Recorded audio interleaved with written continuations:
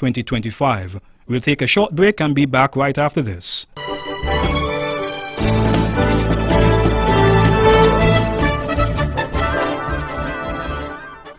Welcome back, and now the highlights for the month of January. A 4-month-old baby succumbed to his injuries following an accident in St. Kitts on Saturday, January 11th. Police are investigating a fatal traffic accident that occurred on the Island Main Road at Johnson's Long Pad in the vicinity of Ross University. A press release from the police stated, preliminary investigations reveal that between 4 p.m. and 4:30 p.m. two vehicles traveling in opposite directions were involved in a head-on collision. The vehicle heading east toward Bastyr was driven by Glenkeith Richardson of Wingfield Road, Old Road, while a westbound vehicle was operated by T.N. Phipps from a Farms Project Sandy Point. Both drivers sustained minor injuries and bruises and received treatment at the Joseph N. France Hospital. Mr. Phipps, two passengers, namely Baby Mikari Edwards of Halfway Tree, 23-year-old Khadija Lewis from Sandy Point or Connery, suffered severe injuries. Miss Lewis required emergency surgery for 2 broken legs, while unfortunately Baby Edwards succumbed to his injuries shortly after the incident. Mr. Richardson was arrested on suspicion of causing death by dangerous driving and was charged on Tuesday, January 14th for the commission of 3 offenses, namely causing death by dangerous driving in the person of 4-month-old Edwards, injuring a person, namely T.N. Phipps, by wanton driving, and injuring a person, namely Miss Lewis, by wanton driving. This was SKN's first road fatality for 2025. Since then, SKN recorded 7 road fatalities in total for 2025. Police recovered its first illegal firearm for 2025 in St. Kitts. During a routine search of an abandoned building located on East Street, Newtown, St. Kitts, officers recovered 1 Glock 19 with an extended clip containing 14 rounds of ammunition. Notably, law enforcement also removed 20 illegal firearms in 2025. Police seized 13 illegal firearms in 2024. Premier of NEWS, the Honorable Mark Brantley, extended his condolences to the family of the late Lady Sheila Daniel, widow of Sir Simeon Daniel, also deceased, who was the first Premier of NEWS. He mentioned on social media, to have known Lady Sheila Daniel is to have known an exceptional woman in whom the best human elements were so well combined that she radiated warmth and class and empathy and love effortlessly. In related news, the NEWS Reformation Party, or NRP, also mourned the passing of Lady Sheila Daniel. Her husband, the late Sir Simeon Daniel, was among the founding members of the NRP, the first leader of the party, and led for the party for over 2 decades, 1970 to 1992, and a national hero of St. Kitts and Nevis. NRP said via its Facebook page, "We extend our deepest condolences to her family and loved ones during this time of loss. Her strength, grace, and support for Sir Daniel played a significant role in his enduring legacy. May her soul rest in eternal peace." Mrs. Daniel passed away on January 12, 2025. Budget Boost Wallet, or BBW, a short-term financial relief initiative launched by the government of St. Kitts and Nevis, benefited thousands of citizens across the Federation. The initiative offered EC $250 monthly for 6 months, January to June, to individuals earning $5,000 or less in gross income per month. The funds were used for essential expenses such as food, utilities, and mortgages through a seamless and secure cashless platform powered by local digital service provider, JAD. Citizens began benefiting from the BBW in late January. Over 22,000 persons benefited from the initiative, totaling EC $30 million.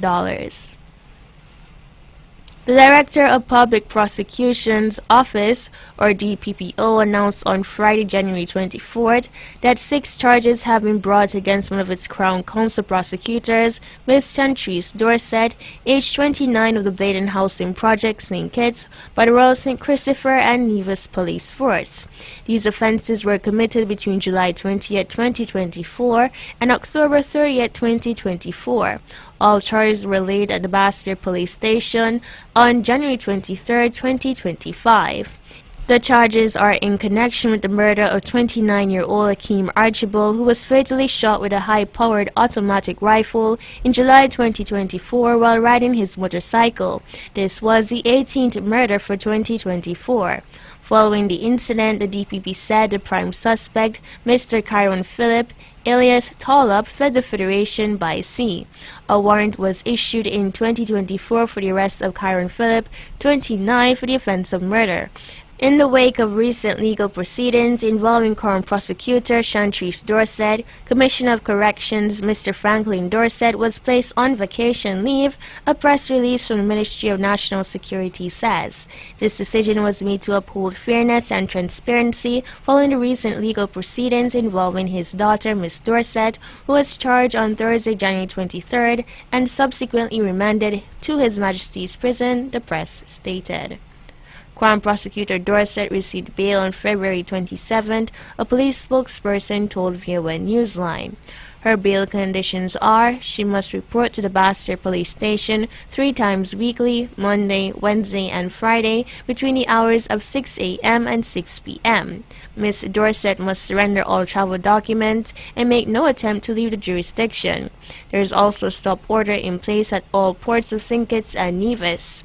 Ms. Dorset must reside with her family in Bastille. She cannot have any contact, whether directly or indirectly, with any prosecution witness or Kyron Phillip, and if she breaches any of these conditions, this will result in immediate revocation of Ms. Dorset's bail. Authorities received a report of a vessel drifting southwest of Nevis between the hours of 11 a.m. and 12 p.m. on Wednesday, January 29th. A police communique said upon arrival, police officers observed a total of 19 deceased persons on board. Initial assessments indicate that the vessel had been at sea for a lengthy period based on the advanced stages of decomposition. All occupants were determined to have been deceased before the vessel entered St. Kitts and Nevis territorial waters. Identification documents found aboard suggest that some deceased individuals originated from Mali, West Africa. An admission fee of US $5 or AC $13.50 for non-nationals has been implemented at the Bat Hot Springs Nevis, effective Saturday, February 1st. That's according to a notice from the Nevis Island Administration, or NIA. It reads, the general public is hereby advised that effective Saturday, 1st February 2025, an admission fee of US $5 will be payable at the Bat Hot Springs. It added all non-nationals will be required to pay this fee unless exemption is authorized in writing. However, citizens of St. Kitts and Nevis will be required to present a St. Kitts and Nevis ID to security in order to be exempted. According to the notice, only staff and service vehicles will be permitted to use the Bat Road entrance. All other vehicles must use the main road entrance. That ends our highlights for January 2025. Up next will be the month of February.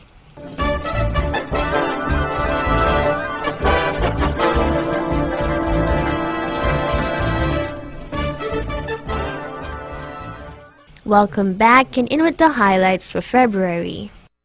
That was Prime Minister and Federal Minister of Finance, the Honorable Dr. Terence Chu. His remarks were made during his roundtable discussion with the media on Thursday, February 6th. In addition, the comments came following the Prime Minister's announcement in January that the federal government is advancing efforts to establish a fair share agreement between the two islands.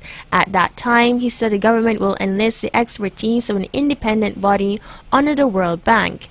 He highlighted that the issue of revenue distribution concerning non-taxable revenue from citizenship by investment, or CBI program, has made the establishment of a fair share agreement more critical than ever. Specifically, as it relates to CBI revenue sharing, plans for that were mentioned before when in April 2022, under the previous Team Unity administration, the then Prime Minister, the Honorable Dr. Timothy Harris, spoke of the World Bank setting up a framework for the proper distribution of the CBI's proceeds between St. Kitts and Nevis. A continued decrease in the annual incidence of HIV cases on NEWS has been reported by the NEWS HIV or AIDS Coordinating Unit in collaboration with the Ministry of Health and the NEWSLINE Administration or NIA and the Health Information Unit or HIU. This progress aligns with NEWS's commitment to achieving the UN AIDS 95-95-95 targets by 2030 as part of the Sustainable Development Goals or SDGs.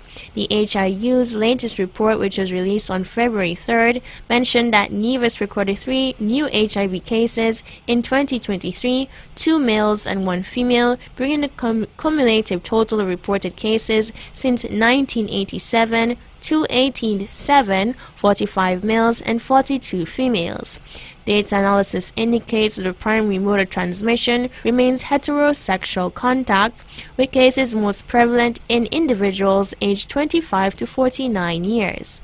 HIV or AIDS epidemic in NEWS remains generalized with a prevalence of less than 1%. Police confirmed to the UN NEWSLINE that a burglary occurred here on NEWS, which resulted in Saskia Maynard of Hanley's Road sustaining several non-life-threatening stab wounds to the front of her body and abdomen on Sunday, February 9th. Miss Maynard, who was pregnant, was attacked by a masked assailant and was warded at the Alexandra Hospital. In an update about the situation on Monday, February 10th, a police spokesperson told the UN NEWSLINE that Miss Maynard, who is 7 months pregnant, underwent emergency surgery to deliver the baby.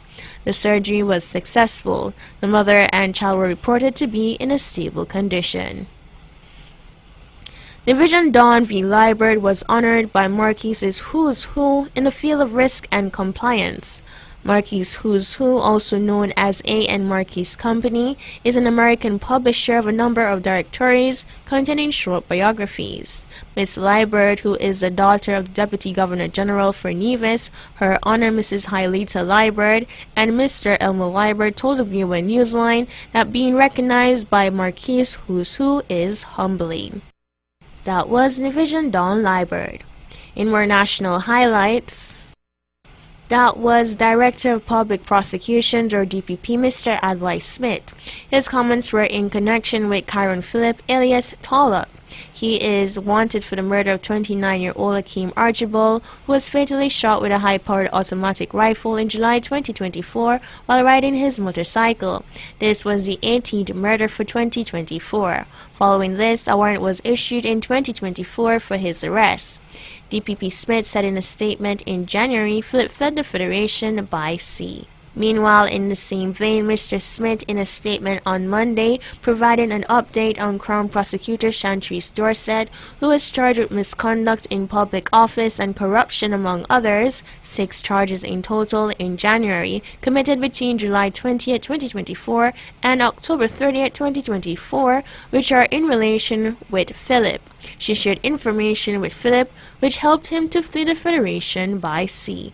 That ends our highlights for February. March is up next.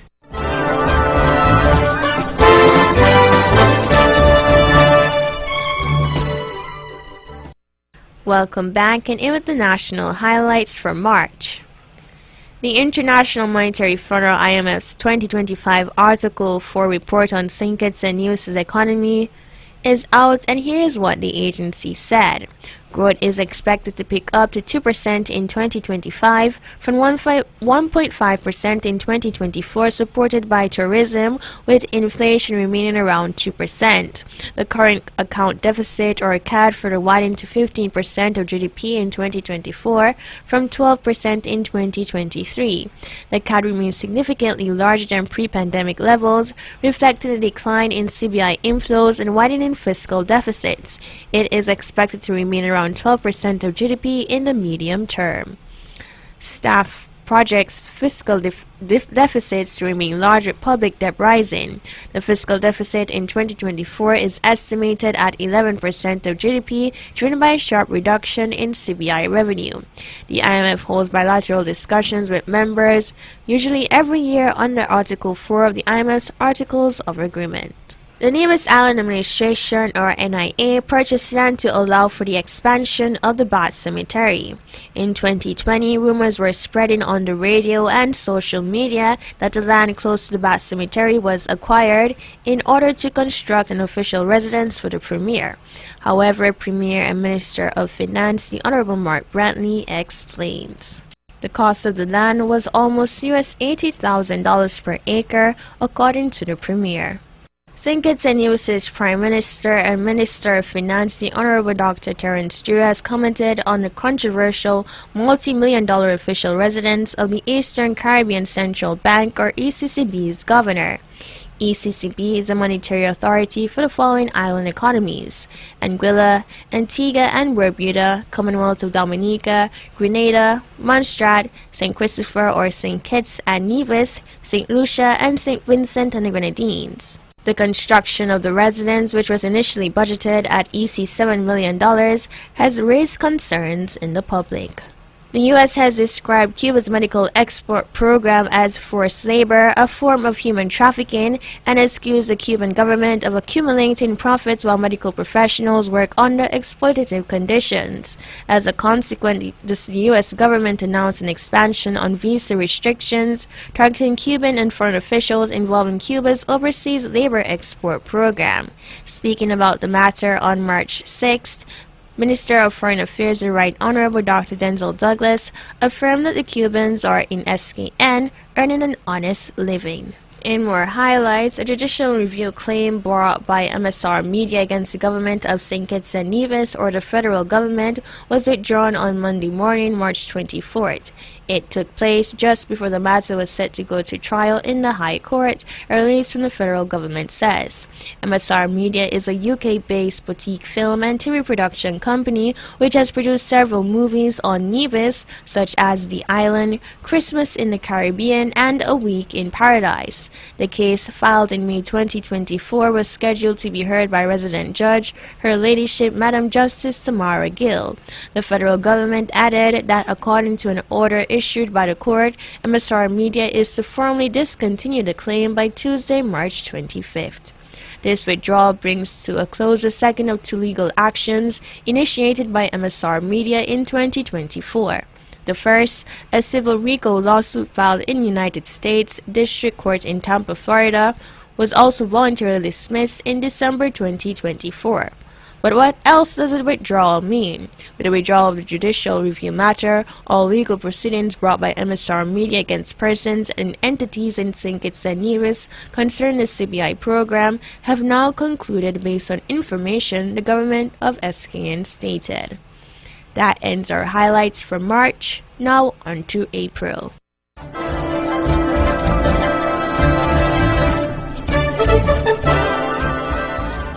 Welcome back, and in with the national highlights for April.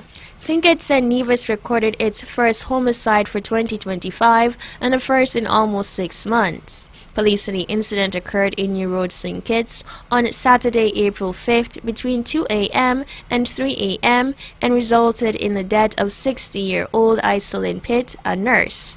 A police communique said, responding to a report received, officers of the Royal St. Christopher and Nevis Police Force, or RSCNPF, visited the scene and observed Miss Pitt unresponsive in a bedroom with multiple wounds about the body.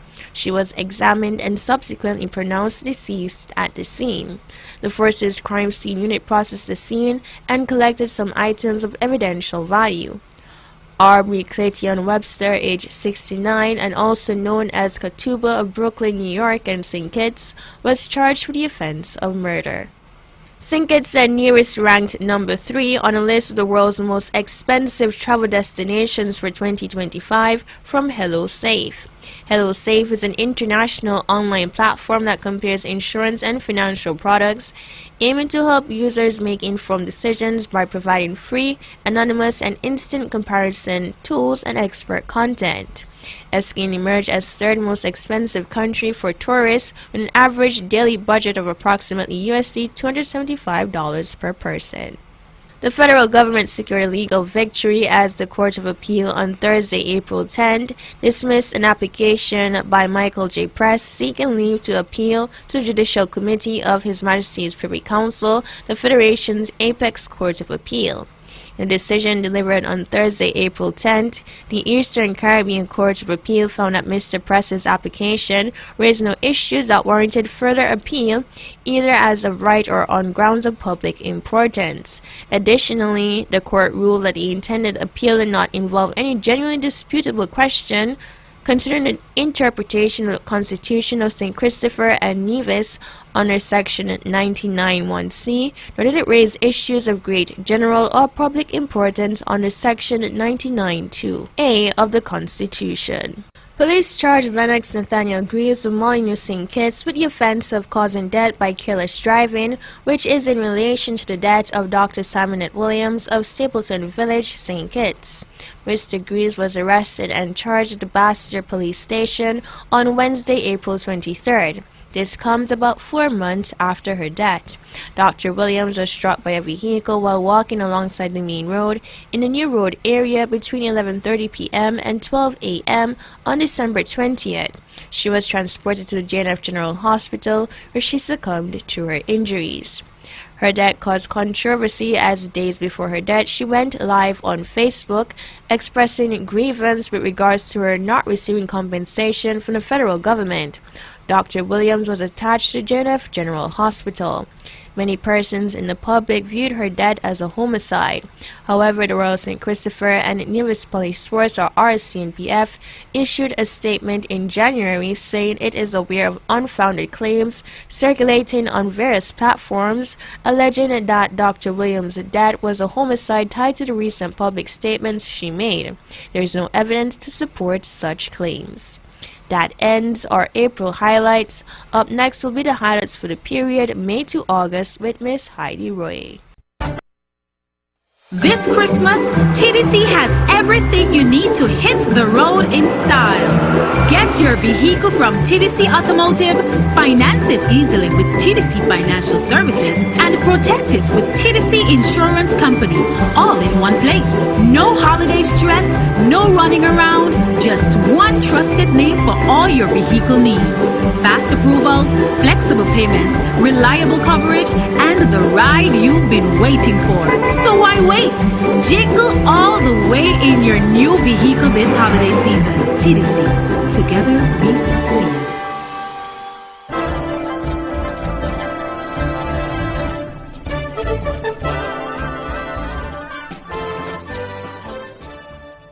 Welcome back, and now here are the highlights for May. Authorities have captured a former police officer who is said to have been wanted in connection with an ongoing investigation into a serious criminal matter. Lawmen issued a wanted person bulletin for 31-year-old Cheslin Hutton, alias Getwell or Getty of Cotton Ground, Nevis, on April 25th. Police did not indicate what the matter was. However, on Friday, May 2nd, police said on social media, "It pleases us to inform you that on May 2nd, 2025, we arrested Mr. Houghton at Port Zante, St. Kitts." They added the RSCNPF, or the Royal St. Christopher and Nevis Police Force, is deeply grateful to the concerned citizens and residents of St. Kitts and Nevis and our neighbors on St. Eustatius, all of whom shouldered this civic duty without hesitation. The Nevis Island Administration, NIA, formalized a partnership with St. Kitts Nevis Cable Communications Limited, otherwise known as The Cable, to introduce the island's third telecommunications service provider. The Cable is a telecommunications company situated in St. Kitts. Flow and Digicel have been Nevis's telecommunications service provider for years. The agreement marks the first time the Cable will extend its services beyond St. Kitts. Premier of Nevis, the Honorable Mark Brantley, and CEO of the Cable, Patricia Walters, signed the agreement. According to a release from the NIA, the Cable will operate using the NIA's locally owned fiber backbone. The federal government officially underwent the sale of Christophe Harbour in St. Kitts to Safe Harbour Mariners, LLC. Safe Harbor owns and operates the world's largest boating network. According to Prime Minister, the Honorable Dr. Terence Drew, the sale signals a new chapter for the Southeast Peninsula, featuring major investments, expanded marina infrastructure, and nearly $25 million in direct payments to key public institutions. That ends our highlights for May. Now on to June.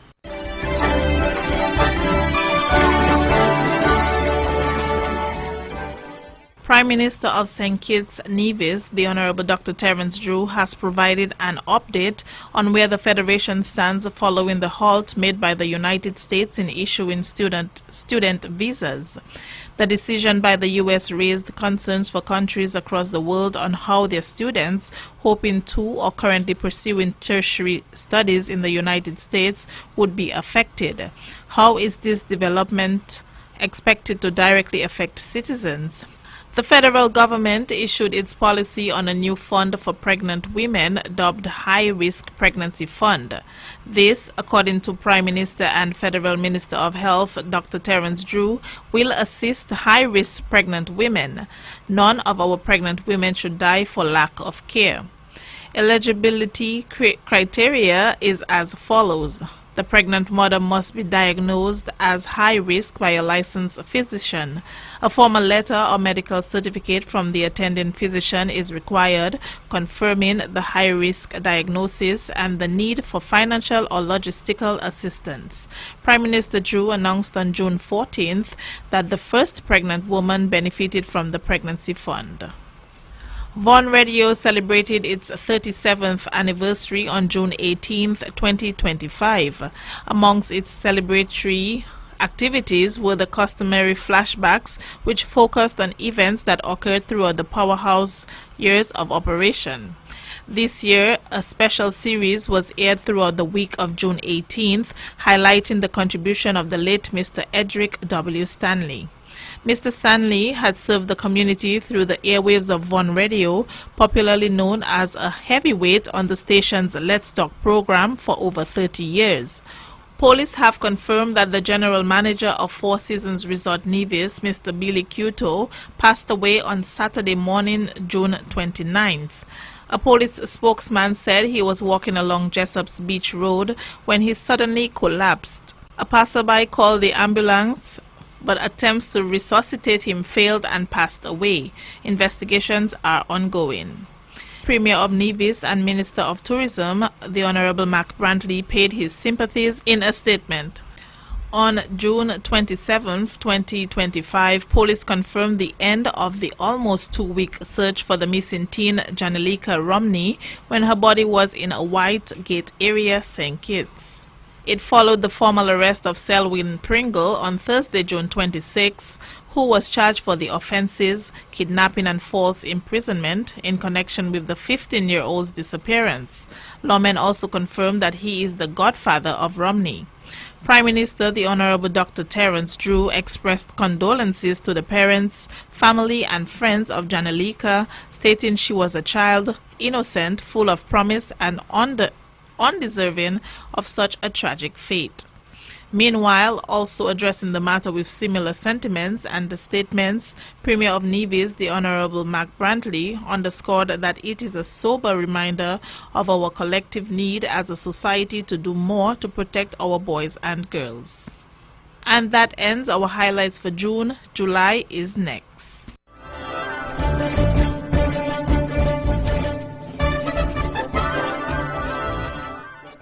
Welcome back, and now for the highlights for July. For 2025, we had some 13,762 passenger movements between St. Kitts and Nevis over 4 days: Thursday, Friday, Saturday, and Sunday.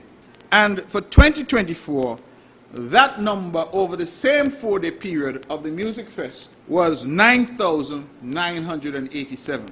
So this year, in 2025, we jumped from 9,987 to 13,762 for an increase of some 38%. That was the voice of Premier of Nevis, the Honorable Mac Brantley, during his presentation in a sitting of the Nevis Island Assembly on Thursday, July 3rd. The numbers were a combination of the passengers recorded at the Charlestown Pier and the Owali Water Facility.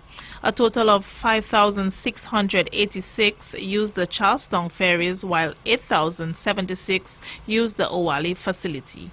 The Federation of St. Kitts and Nevis has seen a homicide rate reduction of 45% for the first half of 2025. The Royal St. Christopher and Nevis Police Force made the announcement in a statement. They went on to say it was a milestone that reflects the growing strength of our nation's security, civility, and patriotism, and is the result of consistent collaboration between the public and the police, and a powerful testament to what happens when citizens embrace self-love, national pride, and respect for law and order.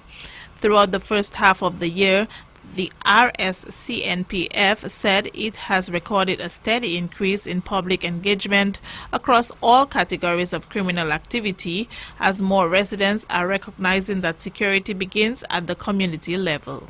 As it relates to homicides, SKN recorded 7 homicides in total for 2025, 5 in St. Kitts, 2 on Nevis.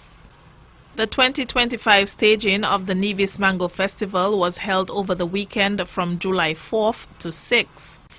The festival consisted of different activities centered around the many varieties of mangoes. Activities included the Peonies Bar Crawl, Mangio Mania, Supper Club, and the final For the Love of Mangoes event. Director of Sales and Marketing at the NTA, Mr. Fayon Jones, provided a synopsis of the 11th edition.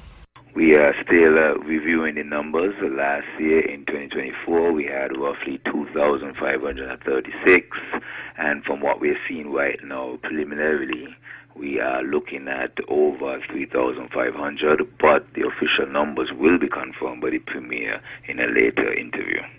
The minimum wage officially increased here in St. Kitts and Nevis on July 1st, 2025, with now an hourly rate of EC $12.50. This is according to the Department of Labor.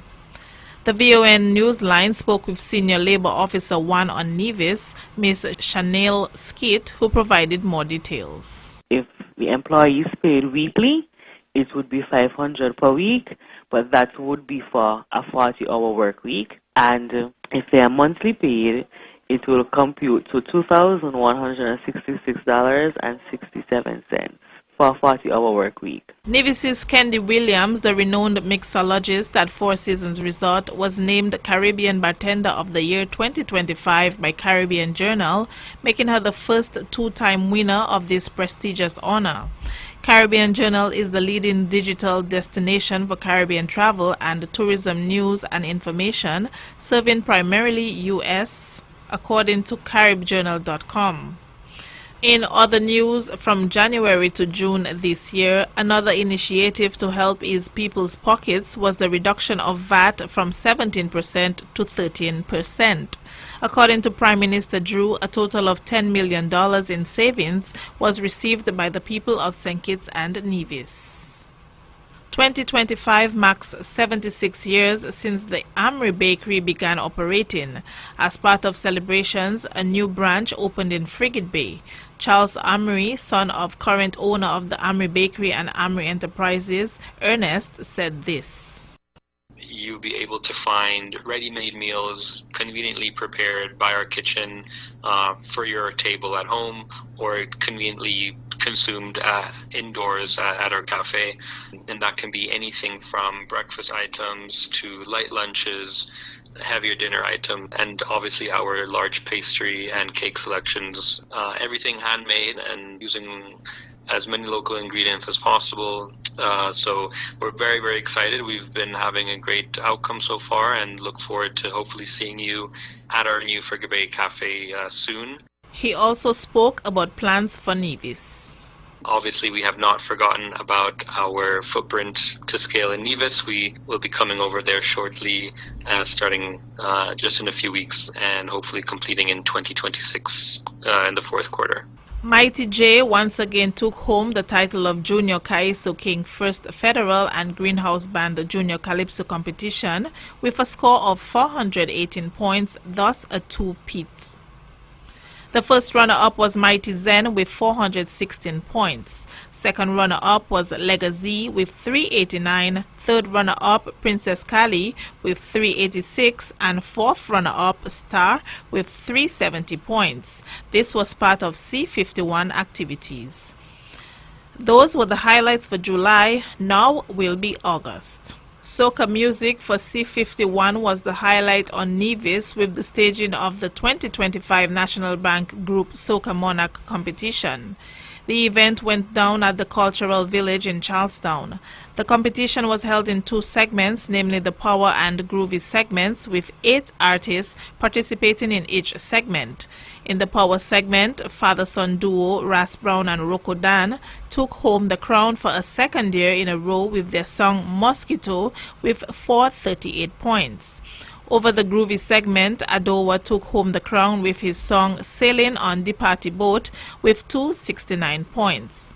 Still in Culturama 51, the Bank of Nevis Miss Culture Queen pageant was held on Sunday, August 3rd at the NEDAX Cultural Complex. All things came to an end with the crowning of the 2025 Miss Culture Queen Miss Renee Davis, sponsored by S.L. Hosfords with 1,037 points. Meanwhile, Miss Guyana Shadiamon Asana was crowned the 2025 First Federal Cooperative Credit Union Miss Caribbean Culture Queen on Monday night, August 4th, a three-peat. First runner-up was Miss Nevis Shikwanya Jeffers with 1,155 points. Jamie Peets, sponsored by Stage Right, claimed the Miss Culture Swimwear 2025 crown, and Shamar Pemberton, representing Nevisian Heritage Village, won Mr. Cool. Also, for Culturama 51, history was made as Empress Lyric became the first lady to win the TDC Senior Kaiso Monarch title, thus she is the first queen. At the end of the evening, Empress Lyric secured the crown with 792. Coming in at first runner-up was Newcomer Decider with 768, while the second runner-up position went to This and That with 763 points. Newcomer Decider won the road match title with Unavailable. The Royal St. Christopher and Nevis Police Force confirmed that Lorraine Lyon, a visitor who was reported missing during a hike to Mount Lyomega in St. Kitts, was found alive and in good health. Lyon went missing on August 3rd while hiking with another visitor and a local guide. According to reports, the group was ascending the trail when Lyon stopped to rest while the others continued to the summit. Following her discovery, Lyon was transported to the hospital for a full medical evaluation as a precaution. She was reported to be in stable condition. National Emergency Management Agency NEMA and the St. Kitts Meteorological Services confirmed that Tropical Storm Erin strengthened into the first hurricane of the 2025 Atlantic hurricane season in August. The formation of a hurricane in such proximity to the Federation served as a critical reminder of the unpredictable and dynamic nature of weather systems during the peak of the hurricane season. No significant damage was recorded in St. Kitts and Nevis during the hurricane season, which was for the period June 1st to November 30th. In mid-August, the government of St. Kitts and Nevis sought to set the record straight on rumors surrounding the Special Sustainability Zone Authorization Bill 2025. This was passed on August 11th. The government has clarified that the Prime Minister does not have the authority to unilaterally approve development projects on Nevis. Instead, the law clearly states that any development on Nevis requires the explicit approval of the Premier and the Nevis Island Administration before it can move forward. Prime Minister Dr. Terence Drew reaffirmed his administration's commitment to transparency. It continues to stir controversy. Those were the highlights for the May to August period. Up next will be September to December with Mr. Jarvis Brown.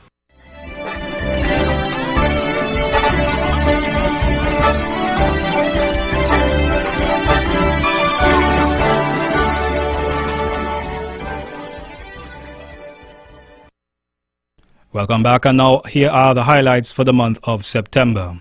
The NEWSLINE administration is expanding its childcare assistance program to better support families as their children move from daycare into preschool. On Monday, September 1st, parents received school uniforms, food vouchers and supplies, all aimed at easing the financial burden of early childhood education. Minister of Gender Affairs, the Honorable Janelle Nisbet, said the program, launched in 2023, has grown steadily, now assisting dozens of families. This year, 21 children successfully transitioned from daycare to preschool under the initiative. The program offers up to $300 per month for qualifying families, supporting children ages 0 to 3. Applications can be made at the Department of Gender Affairs in Charlestown. Prime Minister the Honourable Dr. Terence Crew, on behalf of the government and people of St. Kitts and Nevis, extended heartfelt congratulations to President Dr. Irfane Ali and the People's Progressive Party Civic PPPC in Guyana, and Prime Minister Andrew Holness and the Jamaica Labour Party GLP in Jamaica on their recent electoral victories. He was quoted as saying, in the space of just 3 days, the peoples of Guyana and Jamaica have once again demonstrated the strength and vitality of democracy in our region. He also congratulated St. Lucia's Philip J. Pierre as St. Lucia held elections this year as well.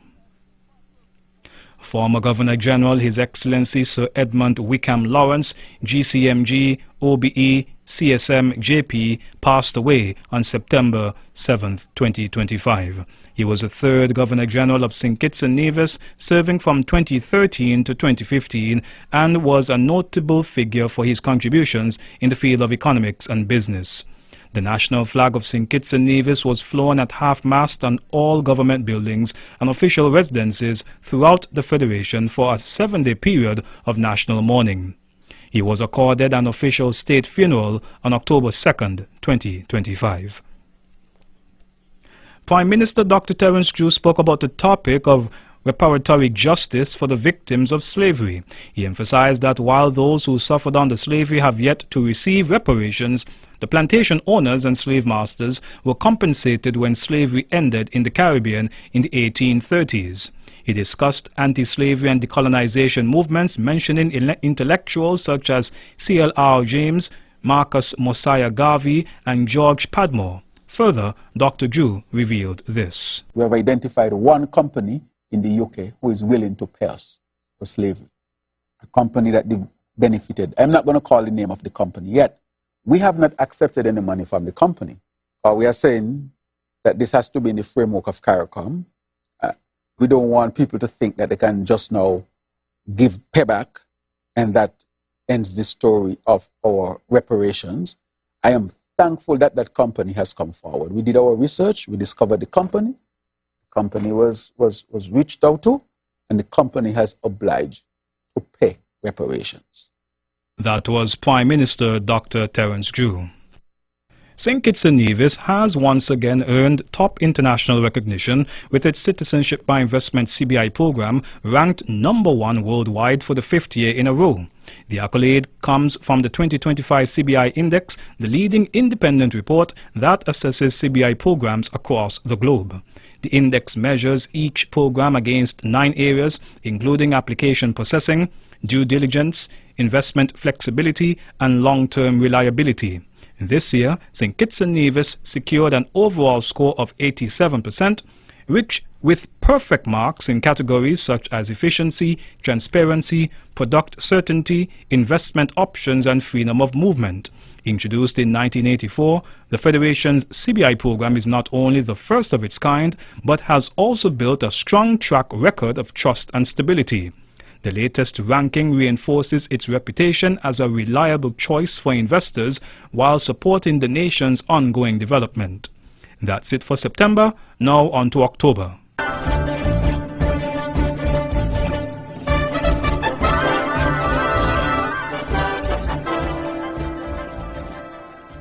Is the Alexandra Hospital expansion project still a top priority for the NIA?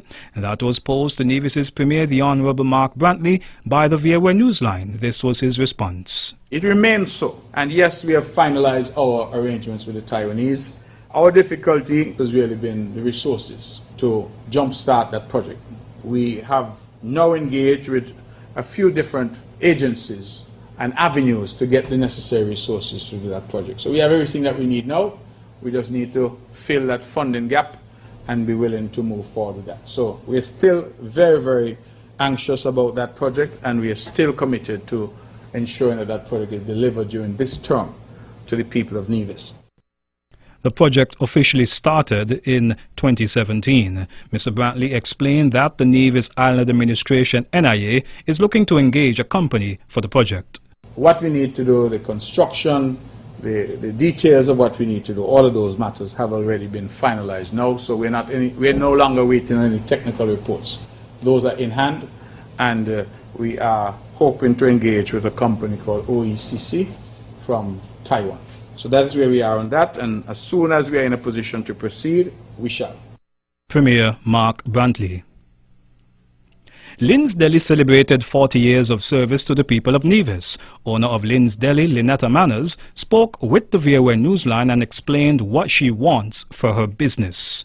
Lynn's Deli, is really a well-known name, home and abroad, because people come and get this stuff and take them to America, England, the VI, everywhere. So I would really like Lynn's Deli to go on, The Nevis Cooperative Credit Union, NCCU, announced the appointment of Ms. Londi Esdale as its new general manager effective October 1st. Ms. Esdale told the VOA Newsline how honored she is.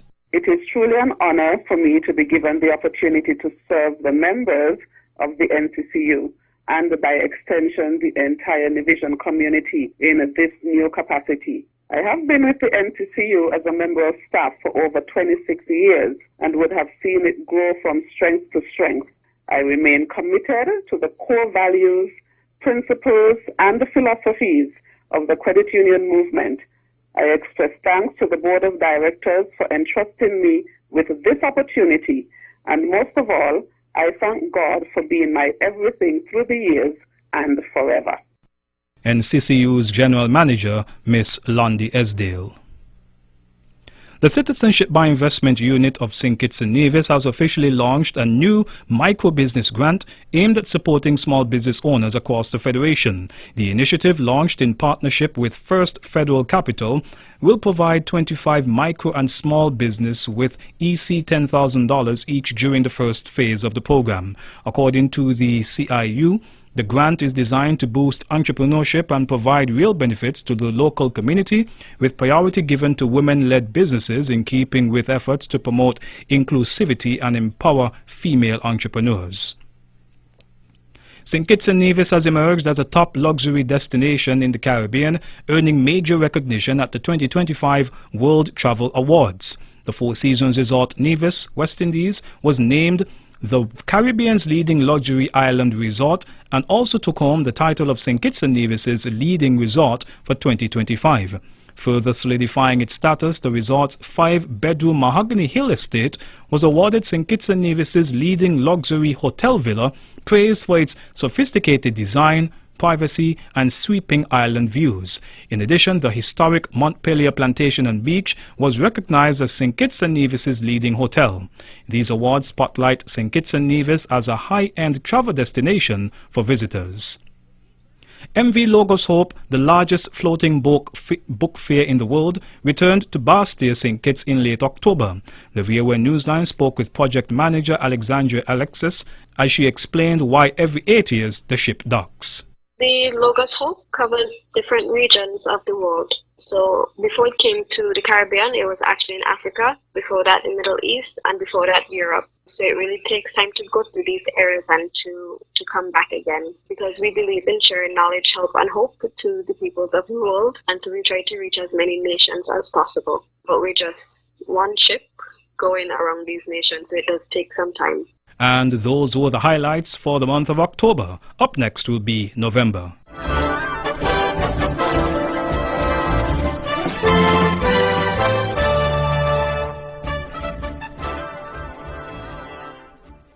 Welcome back, and here are the highlights for the month of November. Decision to go after building a hospital that can withstand Category 5 hurricanes. I think if people doubted why that decision was sound, I think based on what they're seeing in Jamaica now, they should at least say, I think the decision was the correct decision. And we will start construction of our hospital in December of 2025. That was Prime Minister and Minister of Health St. Kitts, the Honourable Dr. Terence Drew. His remarks were made in relation to the climate-smart Joseph N. France JNF General Hospital project. The OECC, that's Overseas Engineering and Construction Company of the Republic of China Taiwan, is the federal government's partner that will oversee the project. Prime Minister Drew reaffirmed St. Kitts and Nevis's commitment to assisting the government and people of Jamaica following the devastation caused by Hurricane Melissa, which made landfall on October 28, 2025. Dr. Drew announced that his government will contribute $100,000 US to support Jamaica's relief and rebuilding efforts. He said the contribution reflects the nation's deep sense of regional solidarity, compassion, and commitment to its Caribbean neighbors during times of need. On Thursday, November 6th, the 7th Annual Primary School St. Kitts and Nevis National Cooperative League and Department of Cooperatives Quiz took place at the Immaculate Conception School Hall in St. Kitts, which saw participation from 8 schools across the Federation. Recognition was also given to the zonal winners for the preliminary rounds of the competition. In the East Zone, the winner was the Joshua Obadiah Williams Primary School, while for the West Zone it was the Sandy Point Primary School. The Immaculate Conception Catholic School was the winning school for the Basti Zone, while the Charlestown Primary School out of Nevis topped the Nevis Zone. The Christopher Wilkin Institute of Technology, commissioned in September, is a merger of the 3 technical institutions into a modern hub for technical education. Dr. Courtney Thompson, CEO of the St. Kitts Nevis TVET, that's Technical and Vocational Education and Training Council Secretariat, explained that CWIT, that's Christopher Wilkin Institute of Technology, now houses simulators for welding, air conditioning, and electrical training, helping students practice safely and cost-effectively before transitioning to real-world applications. He had this to say. There's about 15 countries for NVQ certification because they can offer it within their country. But there are 7 that are approved to award Caribbean vocational qualifications. The thrust is for St. Kitts to join that list in 2026. Are we well on our way? We're well on our way. We offer NVQ already. And as I mentioned earlier, our focus is going to be to get audited early in 2026, before first half of 2026, with the intent of getting our application to COSAR by October of 2026, which is the next COSAR for approval. And that's it for the month of November. The month of December is next.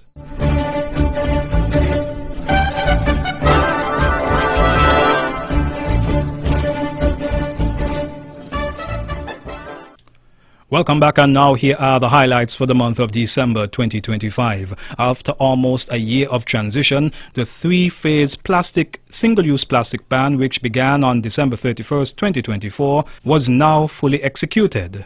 As of Sunday, November 30th, the sale and distribution of plastic utensils such as plates, cups, forks, spoons and knives were now prohibited after a 3-month transitionary period for businesses and consumers to switch to alternatives after a halt on the importation of such items in the Federation on August 31st, 2025.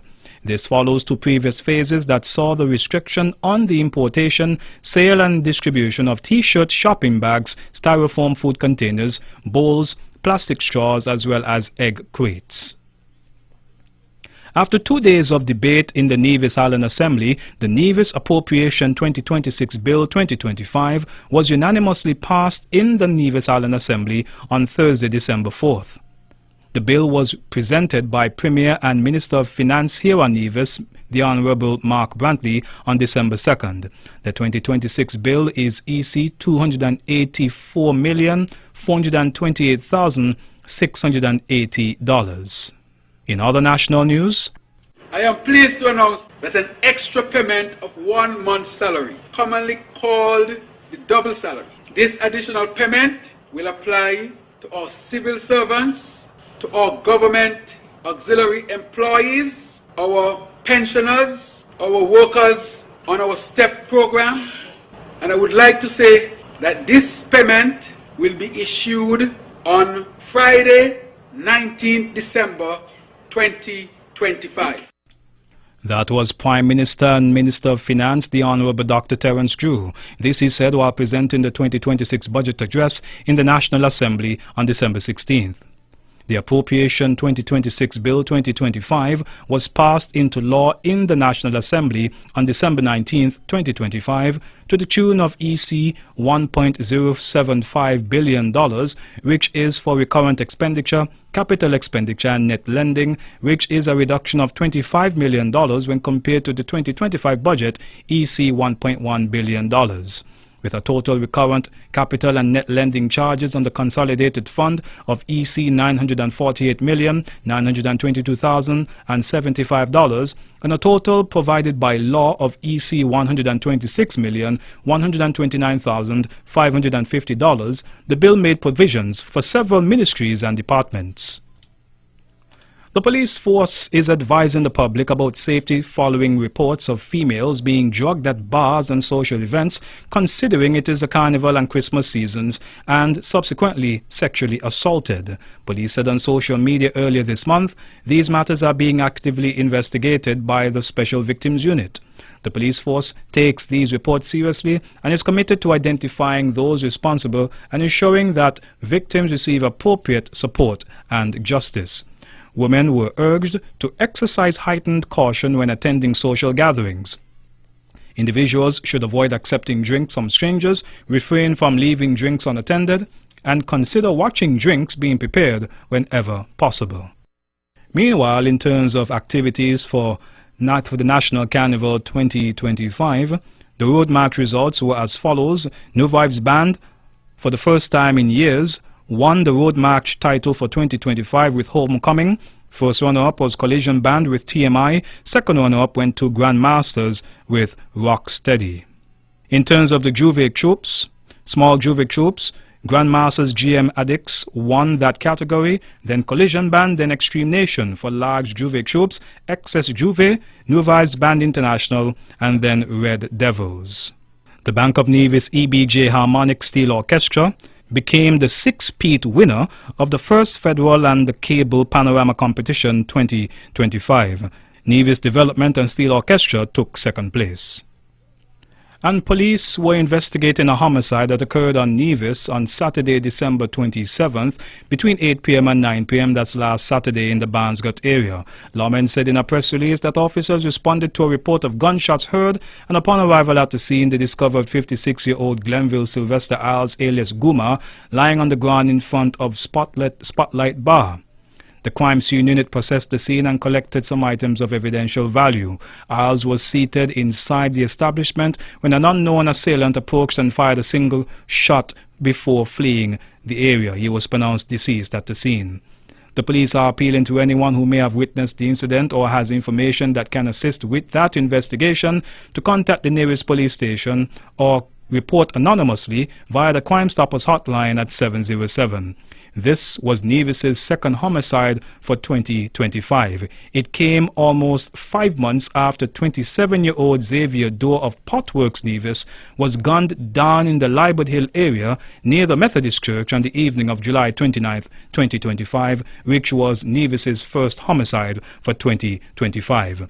Now, in terms of statistics from the police force, for the year 2025, we had 7 homicides, 7 road fatalities, 3 drownings and 1 suicide. And that brings us to the end of our national news highlights for the year 2025. Stay with us as we continue with our highlights, this time regionally with Miss Heidi Royer.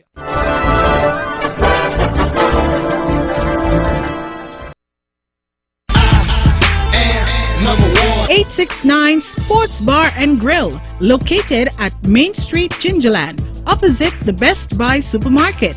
They are not just a party venue, they cater to everyone.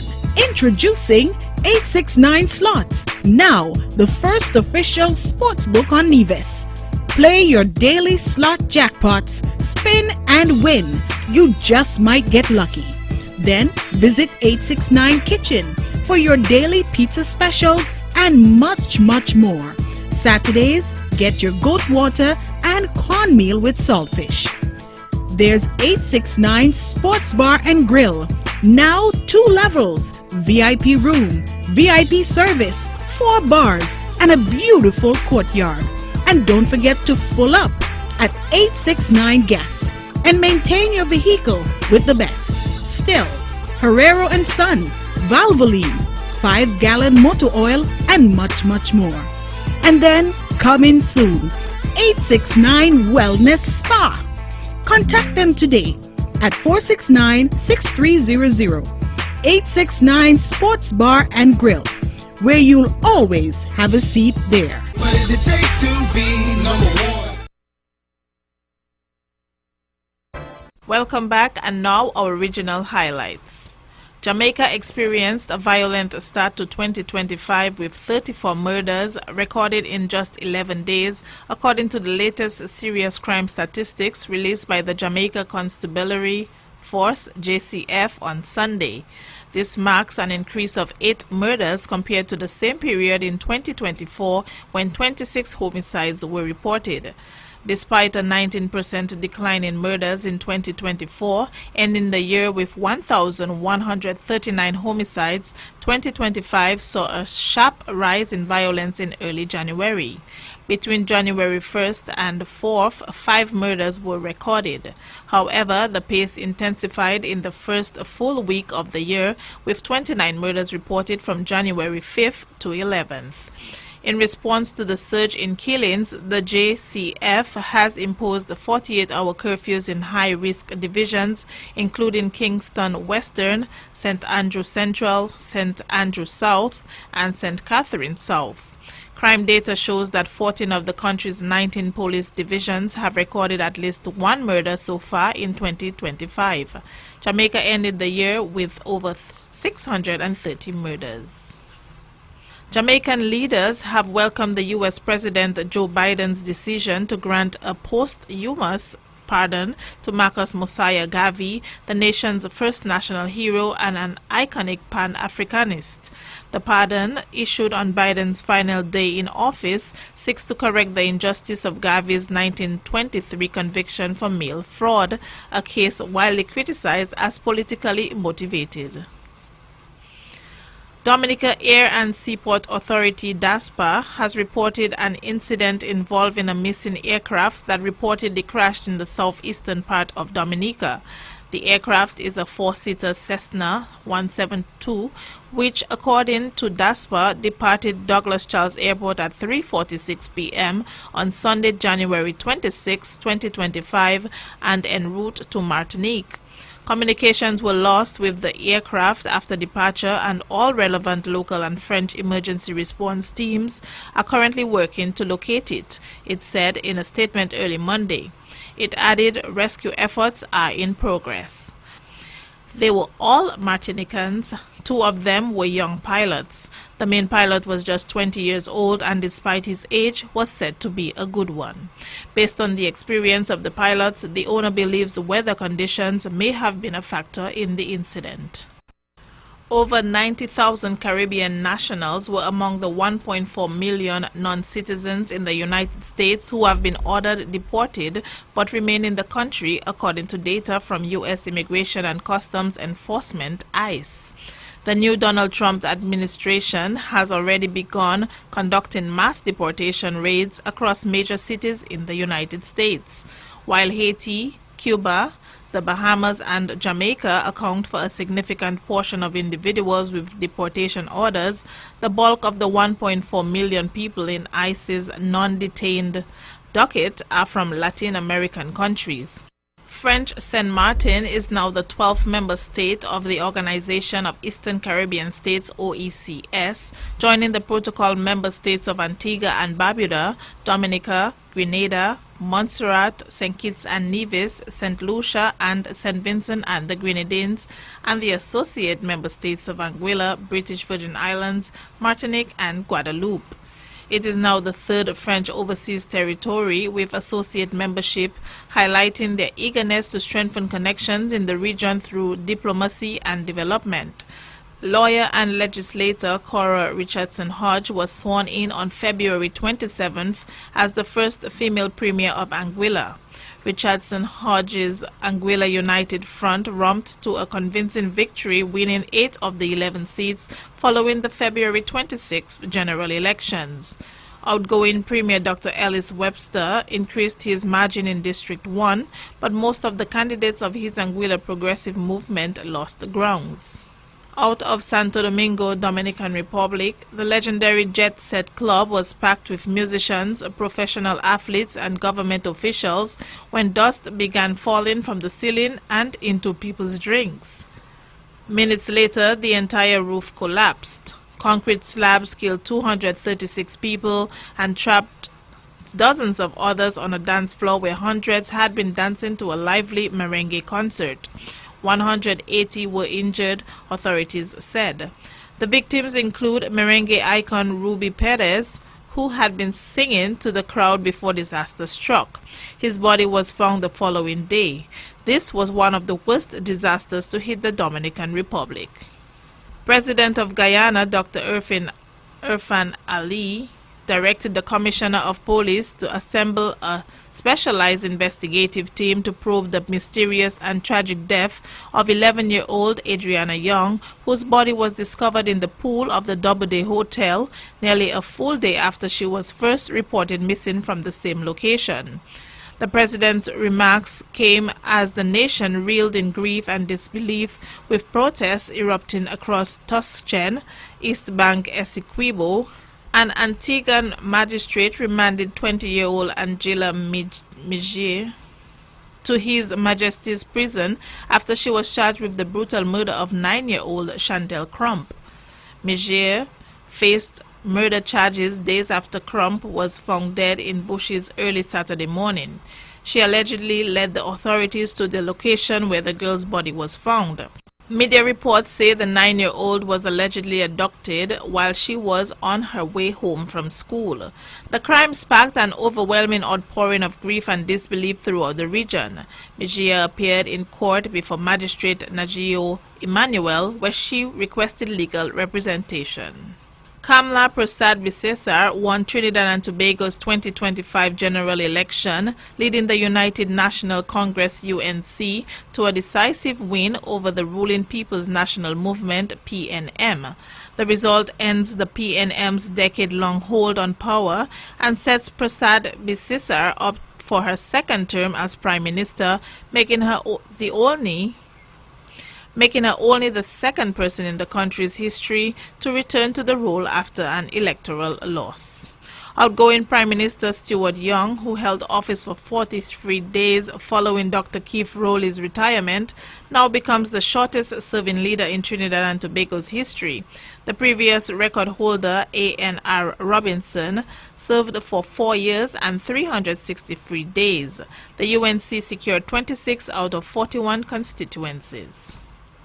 Jamaican reggae singer Coco T, known for his smooth vocals and timeless hits, has died at the age of 65. He passed away on March 11th in Fort Lauderdale, Florida, after suffering cardiac arrest.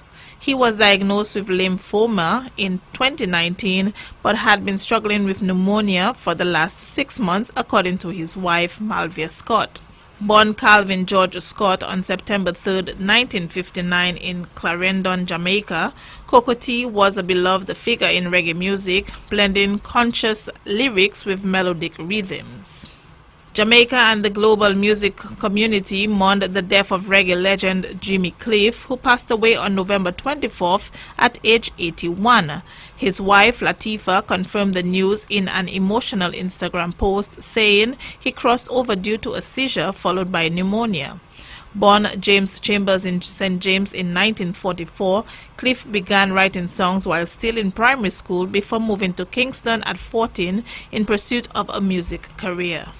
St. Vincent and the Grenadines entered a new political era after the New Democratic Party (NDP) clinched a victory in the 2025 general election, ending the Unity Labour Party (ULP's) 24-year grip on power. Dr. Godwin Friday, the NDP leader, became the country's 7th prime minister since independence in 1979. His win comes after a closely fought race against long-serving outgoing Prime Minister Dr. Ralph Gonsalves, who had been seeking an unprecedented 6th consecutive term in office. Hurricane Melissa, one of the most powerful storms ever recorded in the Atlantic, hit southwestern Jamaica on October 28th as a Category 5 system, the worst hurricane to hit the area since 1988. Jamaica faced an $8 billion plus price tag to repair the damage caused by Hurricane Melissa. The catastrophe claimed 45 lives. That's it for our highlights for the regional news. Up next are our international highlights with Miss Pearl Clark. Bigger wins, better deals, Christmas joy is here. At Ram Supermarket we are also full of festive cheer this year. Better prices, bigger wins, 6 straws full of cheer. The good food people love to give, that's why we share our cheer. It's so easy to win. Just shop at any Ram Supermarket location, spend $200 or more weekly, drop your receipt in the entry box, and you can win $500 every week in December. So save big, win bigger, and celebrate this season with Rams. Happy holidays from Rams, the good food people.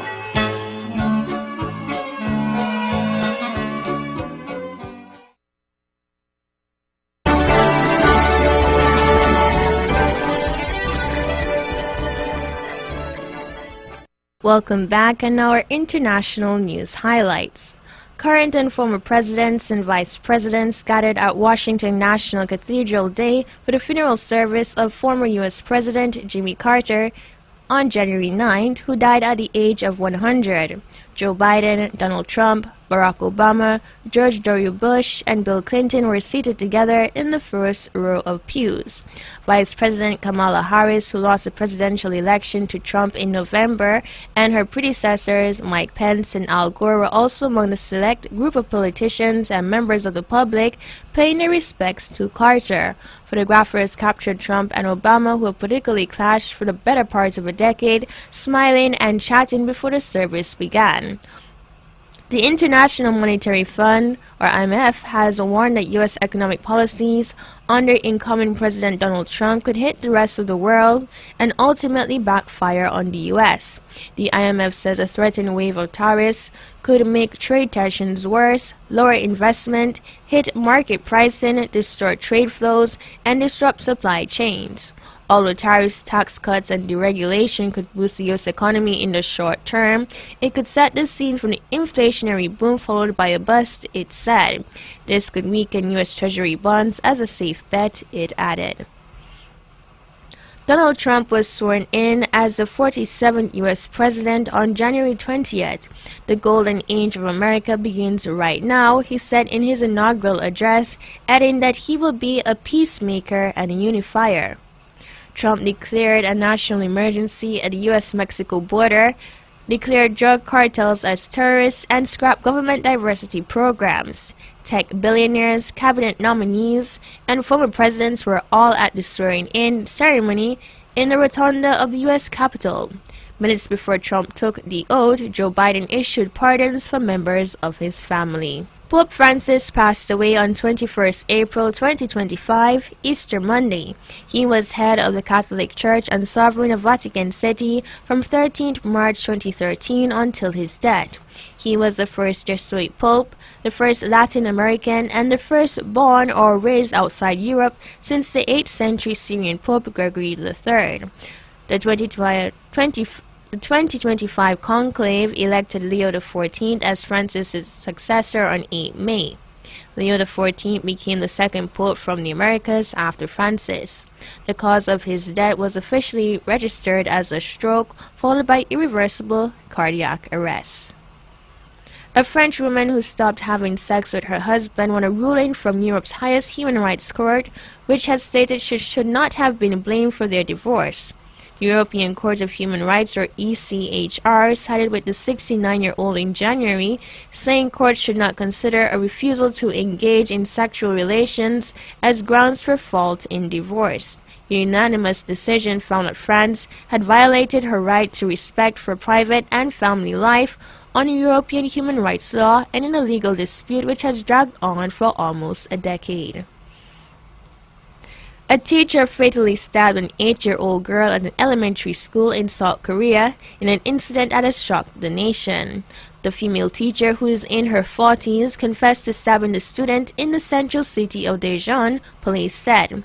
The girl was found with stab wounds on the second floor of a school building and was pronounced dead at the hospital. The teacher was found beside her with stab wounds that police said might be self-inflicted. South Korea's acting president Choi Sang-muk in early February ordered an investigation into the case and urged authorities to implement necessary measures to ensure such incidents never happen again. Parents who are worried about their children being on Roblox should not let them use it, the chief executive of the gigantic gaming platform has said. The site, which is the most popular in the UK among young gamers aged 8 to 12, has been dogged by claims of some children being exposed to explicit or harmful content through its games, alongside multiple reported allegations of bullying and grooming. But its co-founder and CEO, Dave Azuki, insisted that the company is vigilant in protecting its users and pointed out that tens of millions of people have amazing experiences on the site. When asked what his message is to parents who don't want their children on the platform, Mr. Bazuki said, "My first message would be, if you're not comfortable, don't let your kids be on Roblox." Mark Carney was sworn in as Canada's new Prime Minister in a ceremony. Carney replaced Justin Trudeau as the leader of the Liberal Party at the weekend, voted in by party members in a landslide victory. Iceland's Minister for Children resigned after admitting she had a child with a teenager more than 30 years ago. Estilder Loator's daughter said in a media interview she had first started a relationship when the boy was 15 years old, and she was a 22-year-old counselor at a religious group which he attended. She then gave birth to his child when he was 16 years old and she was 23. It's been 36 years. Although things have changed in that time, and I would definitely have dealt with these issues differently today, the 58-year-old told Icelandic media. Iceland's Prime Minister Kristrún Frost, the daughter, told the press this was a serious matter, although she said she knew little more than the average person.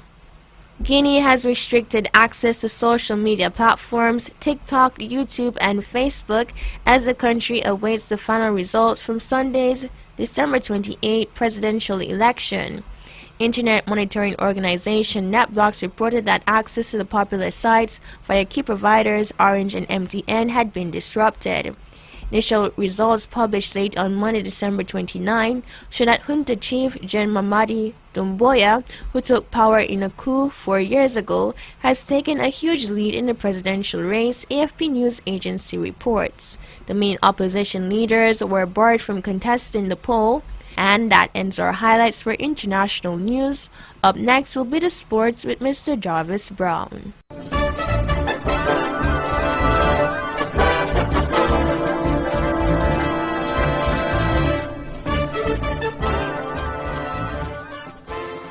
Welcome back, and now on to the sports. St. Kitts and Nevis's Kim Collins Jr. secured first place in the 60 meters at the Lee Valley Under-15 Males BFTTA Indoor Series in London, United Kingdom on January 15th. He clocked the fastest time, 8.98 seconds. His father, Kim Collins Sr., is a 2003 world champion in 100 meters. Collins Jr. also won the 200 meters indoor finals at the same meet in London with a time of 29.74 seconds. In some football, Atiba Harris was re-elected to continue leading the St. Kitts and Nevis Football Association SKNFA executive on January 12th. Harris is a former professional footballer and has captained the St. Kitts and Nevis national team. He will now serve a second term as SKNFA's president. St. Kitts and Nevis Football Association announced the launch of a new player endowment fund to support the welfare of football players across the nation. First Vice President Sean White revealed on January 17th that $5,000 will be allocated for each club in the Premier Division in a fund as an initial contribution from the St. Kitts Nevis Football Association. This, according to the association, is made possible through a portion of sponsorship from the SKNFA's main sponsor, the National Bank Group of Companies. Bastia High School BHS Stormers emerged as the new champions of the Jinxing Up Classic track meet on February 23rd on Nevis. Here is the final medal tally. Bastia High School 10 gold medals, 6 silver, 3 bronze. Vircharles High 9 gold, 4 silver, 3 bronze. Nevis's Charlestown Secondary School, who were last year's winners, 5 gold, 10 silver, 13 bronze. Washington Archibald High School 5 gold, 7 silver, 6 bronze. Nevis's Gingerland Secondary School 4 gold, 10 silver, 7 bronze. Sadler's Secondary 4 gold, and Kenyon High School 1 bronze. Still in athletics, the Bank of Nevis Limited 2025 High Schools Championship was held from March 1st to the 2nd at the Mondu track on Nevis Athletic Stadium and saw, in addition to the 3 schools competing, a special guest team was part of the competition. Nevis International Secondary School Vikings, NISS, teamed up with the Immaculate Conception Catholic School ICCS out of St. Kitts, Charlestown Secondary School Lions, Gingerland Secondary School Panthers, and Albana Lake Hodge Comprehensive School out of Anguilla, that's ALHCS, vied for the 2025 title. In the end, it was CSS who emerged victorious. They won 46 gold, 52 silver, 27 bronze medals, GSS 32 gold, 24 silver, 30 bronze, ALHCS 9 gold, 3 silver, 13 bronze, and NISS and ICCS 0 gold, 3 silver, and 5 bronze. Charlestown Primary School Tigers emerged victorious and became the 2025 champions at the Bonnie and Golf Insurance Limited Inter-Primary Schools Championship, or Mini Olympics, at the Nevis Athletic Stadium alias Mondu track. Hence, a 6-peat for the school since the event moved to the Mondu track. The years are 2018, 2019, 2020, 2023, 2024 and 2025. It is important to note that the years 2020 and 2021 were COVID-19 years. Charlestown Primary School won 16 gold, 15 silver and 16 bronze medals. The Everwaters Primary School Mustangs took second place with 16 gold, 11 silver and 16 bronze, and in third place with 10 gold, 9 silver and 8 bronze was the St. Thomas's Primary School. Other schools included St. James's Primary School Thunders in 4th place, Elizabeth Pemberton Primary 5th, Joyce and Libert Primary 6th, Nevis Academy Eagles 7th, Mott Cross Preparatory Eagles 8th, VOJN Blue Dragons 9th, and Montessori Academy Monarchs in 10th. Team Unstoppable SKN ended the 52nd Carifta Games in Trinidad and Tobago with 3 bronze medals, compliments Deschanel Thomas, Josano Henderson and Akanye Samuel Francis. 3 national junior records by Jamad Huggins, decathlon, Akanye Samuel Francis, 400-meter hurdles, and under 20 boys 4x400 meters event. 5 personal bests were recorded by Josano Henderson under 17 javelin, Jay Amri under 17 shot put, Jamad Huggins, decathlon, Akanye Samuel Francis under 20 400-meter hurdles, and Tejon Webb under 20 110-meter hurdles. SKN's Athletics Association expressed thanks to its sponsors. SKN placed 18th in the Carifta Games this year overall. Meanwhile, Jamaica, once again for the 39th consecutive time and 47th overall, won the 52nd edition of the championships. The Bahamas in 2nd and Trinidad and Tobago in 3rd. In some more athletics, after placing last in the Paris Olympic final, Jamaica's Oblique Seville finally broke through his championship curse and soared to a first-place finish. Seville ran 9.77 seconds for a new personal best and became the first Jamaican man since Usain Bolt in 2015 to win the 100-meter dash world title. Seville is known for having excellent regular season races and running masterful rounds in major championships. Last year in Paris, Seville ran a textbook race against Olympic champion champion Noah Lyles in the semi-final. This year, Seville beat Lyles at the Lausanne Diamond League. The newly crowned world champion produced 6 sub-9.90 performances this season, establishing his regular season dominance. Seville was 4th at the Eugene and Budapest World Championships. After 3 championships of failing to secure a medal, Seville ran straight to a victory that he and Jamaican fans will remember forever. In some basketball, LeBron James became the first player in NBA history to score 50,000 combined points as he helped the Los Angeles Lakers to victory over the New Orleans Pelicans. The 40-year-old at the time surpassed the mark early in the first quarter of his side's 136-115 win, gathering a pass from Luka Doncic and sinking a sublime 25-foot three-pointer. James, the leading scorer in the competition's history, finished the match on 34 points to take his career total to 50,033, which is 6,000 points clear of second-place Kareem Abdul-Jabbar. James's total is made up of a record 41,871 regular season points, adding to his 8,162 postseason haul, where he is also the NBA's leading scorer. The 2024-2025 NBA season is now in the books after a thrilling playoff run which culminated in an NBA Finals showdown between the Western Conference champions, the Oklahoma City Thunder, and the Eastern Conference champions, the Indiana Pacers. The Thunder came into the series as clear favorites after a dominant regular season run and impressive playoff play, but the Pacers refused to be counted out. After a string of come-from-behind wins through the playoffs, they held on to force a thrilling Game 3 with the Thunder on Sunday night in Oklahoma City. Thunder beat Pacers and won their first NBA title since 1979, back when they were still the Seattle Supersonics. Still in basketball, Anthony Davis was traded to the Dallas Mavericks in exchange for Luka Doncic, and Doncic joined the Lakers in what was regarded as one of the most unexpected trades in American sports history. In some football, this time internationally, the 2025 UEFA Champions League final was the final match of the 2024-2025 UEFA Champions League, the 70th season of Europe's Premier Club football tournament organized by UEFA, and the 33rd season since it was renamed from the European Champion Clubs Cup to the UEFA Champions League. It was held at the Allianz Arena in Munich, Germany on May 31st between French club Paris Saint-Germain and Italian club Inter Milan. Paris Saint-Germain won the match 5-0 for their first European Cup title, marking the second final victory by a French club since Marseille in 1993. Trinidad and Tobago are the champions of the 2025 CG United Women's Super 50 Cup after a comprehensive win over Barbados in the final at Warner Park in St. Kitts. Trinidadian captain Karishma Ramharak put Barbados into bat after winning the toss. Summarized scores: Barbados women 71 all out, Trinidad and Tobago women 75 for 3 in 23.2 overs.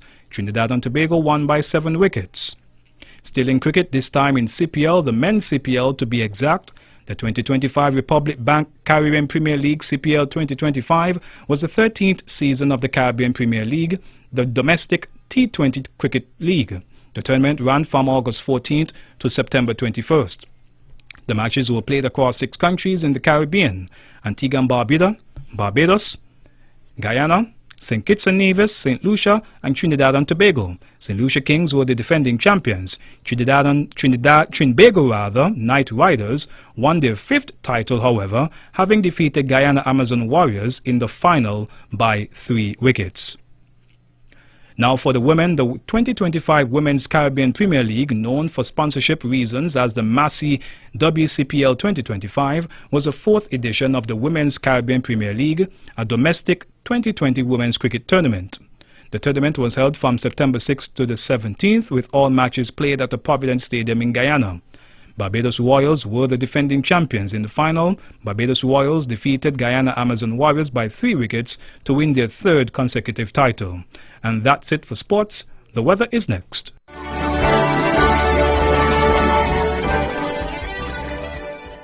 Meet the Johnson family, living a good life. How are they able to afford all this? by switching their mortgage to National. And you too can take advantage of this great offer.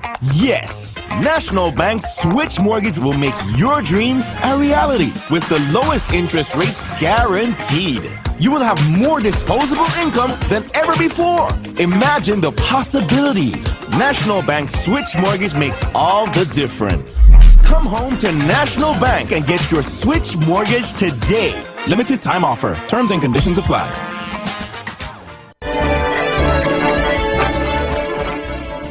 Welcome back. The weather tonight will continue to be mostly fair and chilly. The weather tomorrow, mostly sunny skies in general. The winds, southeast at 7 to 19 kilometers per hour. The seas, northerly swells ranging between 1.2 to 1.8 meters. Therefore, a high surf advisory remains in effect. The sunrise tomorrow will be at 6:40 a.m. And that's how we end our Year in Review 2025. On behalf of Miss Heidi Royer, Pearl Clark and myself, Jarvis Brown, we wish you a wonderful evening and a happy 2026.